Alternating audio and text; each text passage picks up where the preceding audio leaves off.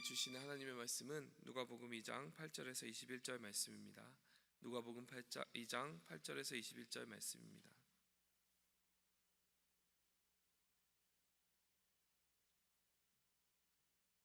그 지역의 목자들이 밤에 밖에서 자기 양떼를 지키더니 주의 사자가 곁에 서고 주의 영광이 그들을 두루 비추매 크게 무서워하는지라.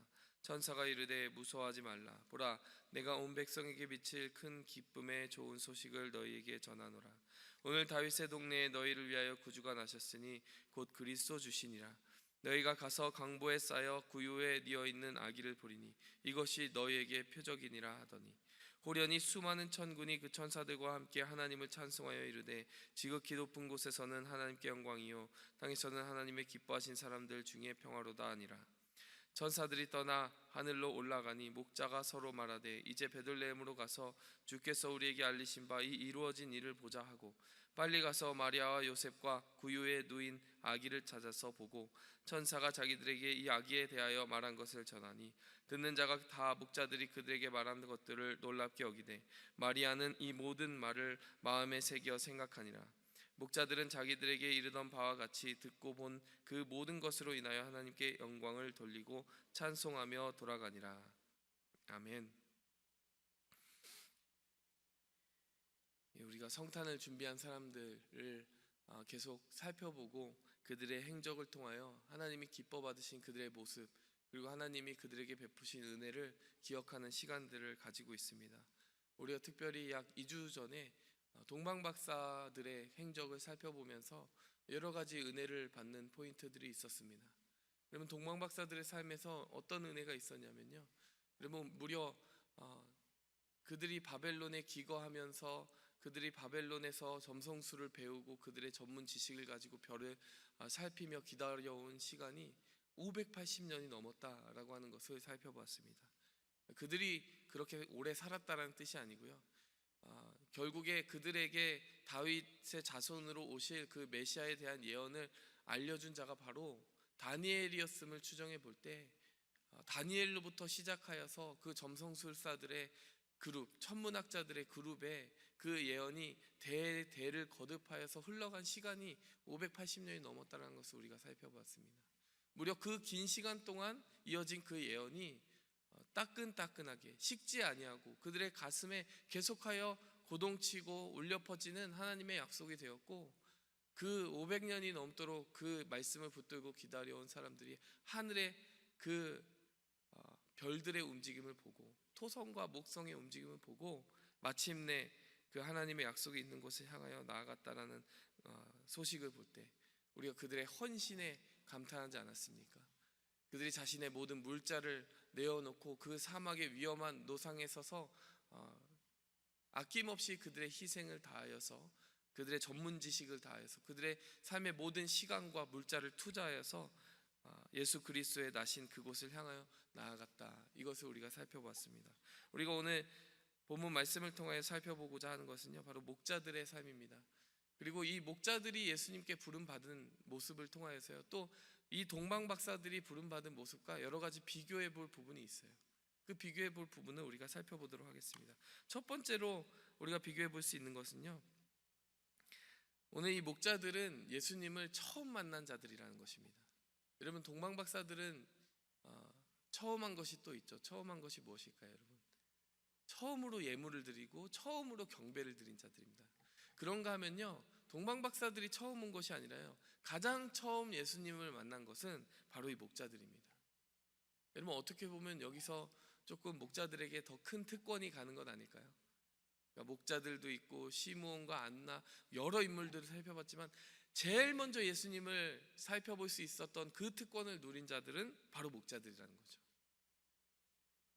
우리가 마태복음 2장에 있는 그 동방박사의 이야기를 먼저 가져왔을 뿐이지, 사실 시간적으로는 이 누가복음 2장의 목자들의 시간이 더 먼저였다는 것을 우리가 보게 됩니다. 여러분, 그런가 하면요, 이 목자들에게 임한 그 은혜가 조금 더 크다라고 볼 수 있는 몇 가지 지점이 있습니다. 동방박사들은 여기까지 오는데 얼마나 많이 고생했습니까? 여러분, 그 별을 보고 찾아온다라는 것이 그렇게 두루뭉실할 수가 없었어요. 그게 별을 보고 말을 말이 별을 보고 간다는 것이 그 별이 어디에 어떻게 정확히 비추는지 분명하지 않았기 때문에 하나님의 말씀을 더듬어서 함께 참고해서 유대 땅에 나게 될 것이라는 것을 생각하고 그래서 그 궁전에 태어나시지 않았을까, 이런 짐작의 과정이 거기에 끼어들어가 있었습니다. 그러니까 분명하지 않았다라는 것이죠. 어떤 주께서 주의 사자로 현몽하여서 그들에게 정확한 지점을 알려주시거나 하는 것들은 없었다는 것입니다. 근데 오늘 본문 말씀 보시죠. 9절에 보니까 주의 사자가 곁에 섭니다. 주의 영광이 그들을 두루 비춥니다. 여러분, 그리고 11절 말씀 보니까 다윗의 동네에 너희를 위하여, 여러분 정확한 지점을 줍니다. 다윗의 동네에 구주가 나셨으니 곧 그리스도 주시니라. 정확한 지점을 주고요. 정말 그들이 지체하지 않고 바로 가게 되니까 거기에 바로 그 예수님의 나심을 볼 수 있는 특권이 있었다는 것입니다. 장소와 시간을 더듬어 찾을 필요도 없었고 어떤 희생을 할 만한 그런 일들도 없었던 거예요. 여러분, 이 부분을 보면서요, 참 이 목자들에게 참 하나님께서 큰 특권을 주셨구나, 뭐 이런 생각이 들지 않습니까?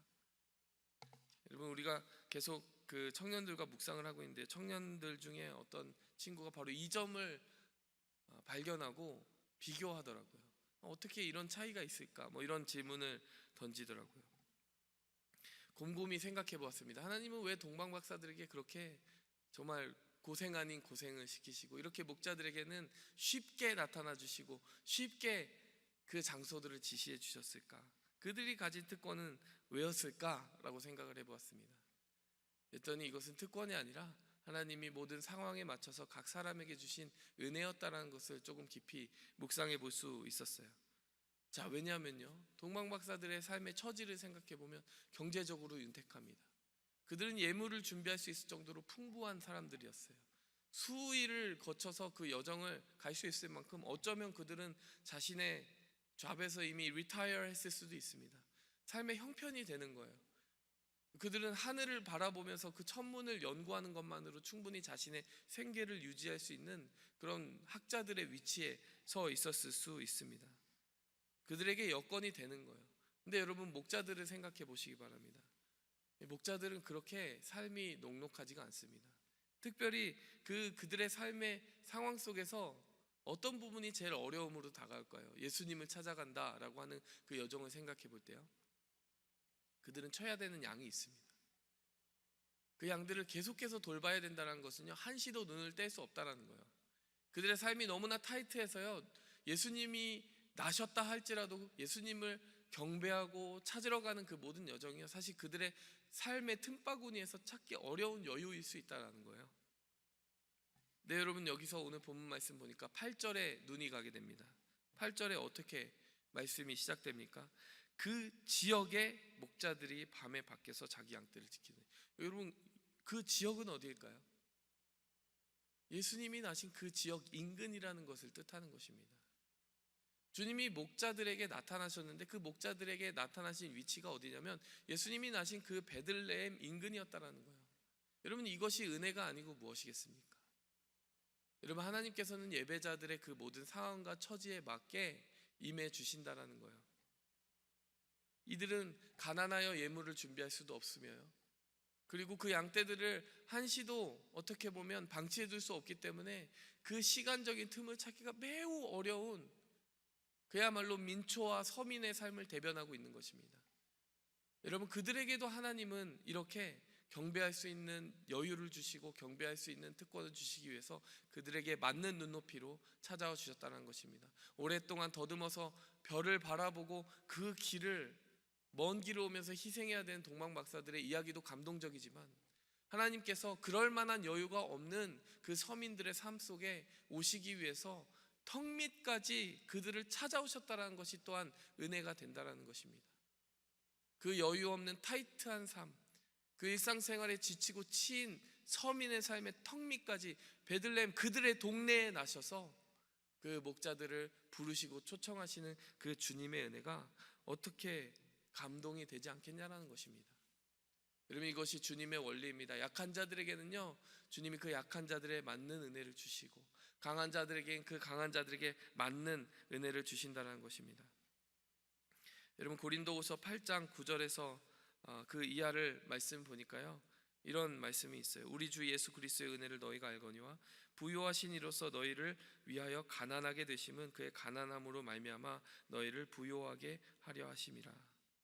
이는 다른 사람, 그리고 13절부터 이하에 보니까요, 이는 다른 사람들은 평안하게 하고 너희는 공고하게 하려는 것이 아니요 균등하게 하려 함이니 이제 너희의 넉넉한 것으로 그들의 부족한 것을 보충함은 후에 그들의 넉넉한 것으로 너희의 부족한 것을 보충하여 균등하게 하려 함이라. 사도 바울이 고린도에 보내는 그 편지 속에서요, 하나님에 대한 어떤 이해가 나타나 있느냐면, 예수 그리스도의 나심은 바로 다름 아니라 예수님이 가지고 계신 그 모든 영적인 부를 우리에게 나누어 주시기 위해서 자신은 가난하게 비우시고 우리에게 그 영적인 부를 흘려보내시는 선택이셨다라고 하는 그러한 선언이 나타나 있는 것입니다. 그것을 우리에게 적용해라 라고 이야기하면서요, 너희에게 그 헌금과 연보를 통해서 그 성도들을 섬기는 일들을 권장하는 것은 그들은 평안하게 하고 너희는 가난하게 하려는 것이 아니라 균등하게 하려는 것이다, 이런 이야기를 하는 것이죠. 여러분, 이것이 주님의 마음 가운데 있는 그런 하나님의 은혜의 법칙입니다. 하나님께서는요, 우리가 더 가지게 하시고 더 부요하게 하시고 풍부하게 하신 그것들을 나누게 하시는 그 마음을 우리에게 주십니다. 동방박사들에게는 그에 걸맞는 희생으로 나아가는 걸음을 통하여 영광 받으시고요, 이렇게 목자들에게는 그들의 삶에 맞는, 그들의 형편에 맞는 턱밑까지 찾아가는 은혜로 함께 하신다는 것입니다.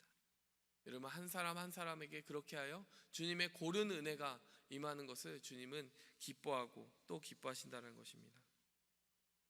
여러분, 또 그런가 하면 주님께서 그 다윗의 목자들에게 주신 또 은혜가 무엇이겠습니까? 하나님께서는요, 분명히 이렇게 이야기하셨습니다. 다윗의 동네에 구주가 나셨으니. 여러분, 그럼으로써 주님께서 다시 떠올리게 하시는 이야기가 무엇일까요? 여러분, 다윗이 바로 목자였다는 사실입니다. 다윗이 그의 삶에 영광스러운 왕으로 살았던 시간들을 아마 사람들은 기억할 것이에요. 근데 하나님이 가장 감동 깊게 기억하고 계신 그 다윗의 프라임, 다윗의 그냥 가장 아름답고 순수했던 때는 언제일까요? 여러분, 사람들의 기대와는 달려 하나님은 다윗의 목자였던, 초라하고 사람들의 눈에 띄지 않았던 그 때를 하나님은 기억하셨다는 사실입니다. 여러분, 한번 생각해 보십시오. 여러분, 사무엘이 집에 찾아왔는데요, 다른 아들들, 7 아들들은 전부 초대예요. 대통령이 집에 찾아왔으면 이유 불문하고 모든 아들들을 데려오지 않겠습니까? 근데 다윗만 쏙 빼놓고 7 아들들이 그 사무엘 앞에 세워져 있는 거예요. 하나님께서 사무엘에게 그 누구도 선택하지 않았다라고 이야기하자, 여기에 혹시 숨겨둔 아들이 있어? 또 다른 아들이 있어? 이렇게 얘기하는 거죠. 그제서야 저 들 밖에서 양치고 있는 아들이 한 명 있다라고 이야기하는 게 아버지 이새의 마음이었습니다. 다윗은 안중에 없었던 거예요. 사람들의 주목을 받지 못했습니다. 자기 아버지에게도 그렇게 기억되지 못한 존재였습니다. 여러분, 그런데 사무엘에게 하나님이 이야기하십니다. 내가 그 아들을 택했다. 여러분, 그 아들을 왜 택했는지에 대한 이유가요, 나중에 사무엘상 17장에 보니까 나와요. 골리앗과 싸우기 위해서 호기롭게 사울왕 앞에 내가 싸우겠습니다라고 나타나는 그 다윗의 말 속에 나타나 있는 것이죠. 사울이 이렇게 이야기합니다. 네가 어린 소년인데 어떻게 싸우겠느냐.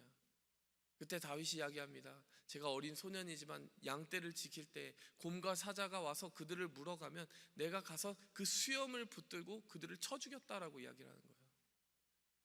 여러분, 하나님이 보셨던 순간은 바로 그 순간입니다. 자기의 양떼가 아니라 아버지의 양떼였습니다. 아무도 보지 않는 곳이었어요. 그래서 양 한 마리 내어주고 자기 목숨을 살리고자 하는 마음이 자연적인 것입니다.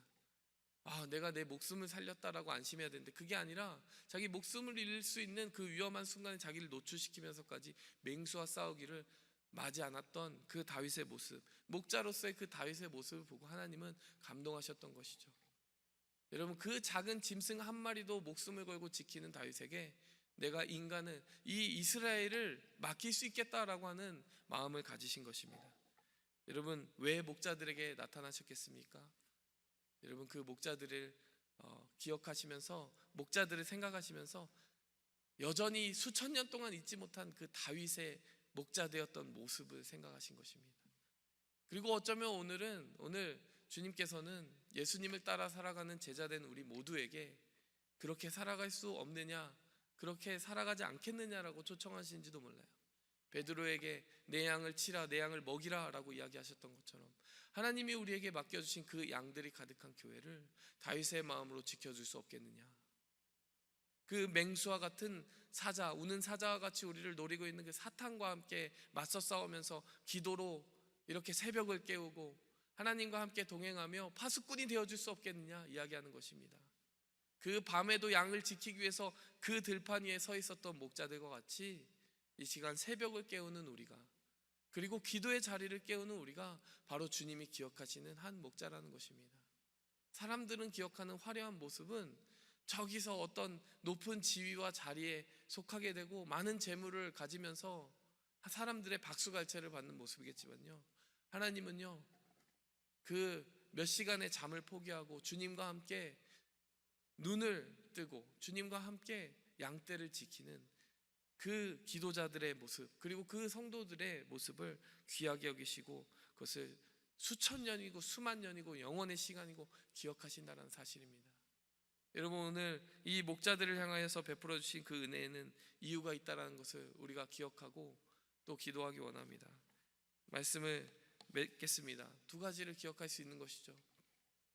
우리의 형편이 타이트하고 우리의 삶이 부족할 때 우리의 턱 밑까지 찾아와서 베풀어 주시는 그 은혜, 그것을 우리가 기억해야 됩니다. 두 번째로 그 양떼를 지키기 위하여 함께 새벽을 깨우는 자들, 기도의 자리에서 잠들지 않는 그 자들을 기억하시는 주님의 그 부르심과 초청을 오늘 이 말씀을 통하여 기억하시기 바랍니다. 함께 기도하겠습니다. 하나님 아버지, 가진 것 없는 초라한 목자들의 삶, 사람들의 주목받지 않는 그 목자들에게 예수 그리스도를 처음 맞이할 수 있는 그런 특권이 주어졌습니다. 양떼들을 방치할 수 없고 버려둘 수 없는 그들의 타이트한 삶을 아시고 턱 밑까지 찾아가서 그들의 동네에 나신 예수님의 은혜를 생각합니다. 그리고 그들을 가장 먼저 부르시고 천사들까지 보내주신 그 은혜를 생각합니다. 하나님 아버지, 그들을 생각할 때 다윗을 기억하셨던 주님의 음성을 우리가 성령을 통하여 듣게 하여 주시옵소서. 오늘도 우리가 우리의 가진 것, 우리의 어떤 지위, 이 세상에 무엇으로 자랑하는 것이 아니라 주님과 함께 눈뜨고 주님과 함께 깨어있을 수 있다는 사실을 특권으로 알고 하나님, 우리의 기도로서 주님의 몸된 교회를 지키고 주님의 양떼를 지키고 주님의 사명, 감당하게 하신 그 사명을 다하는 무엇이라도 맡겨주신 그것을 목숨 다해 지키는 우리의 발걸음을 신실하게 지킬 수 있도록 우리를 축복하여 주시옵소서. 오늘 말씀 예수 그리스도의 이름으로 감사하며 기도했습니다. 하늘에 계신 우리 아버지여, 이름이 거룩히 여김 받으시오며 나라의 마옵시며 뜻이 하늘에서 이룬 것 같이 땅에서도 이루어지이다. 오늘날 우리에게 일용할 양식을 주옵시고 우리가 우리에게 죄진 자를 사하여 준 것 같이 우리 죄를 사하여 주옵시고 우리를 시험에 들게 하지 마옵시고 다만 악에서 구하옵소서. 대개 나라와 권세와 영광이 아버지께 영원히 있사옵나이다. 아멘.